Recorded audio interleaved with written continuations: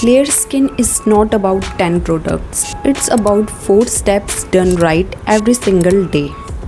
Step number 1, cleanse. Clean your face twice a day, morning and night, with a gentle face wash that suits your skin type.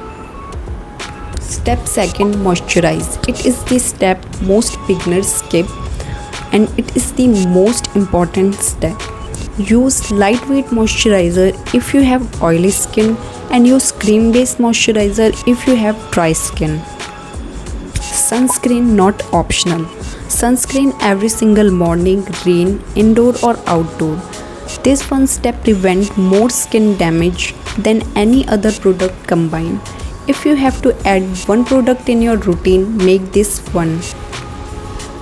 Step 4. Never sleep in makeup. Never go to bed without washing your face, no matter how tired you are.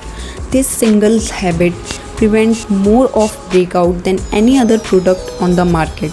Clock pore overnight are one of the main causes of stubborn acne.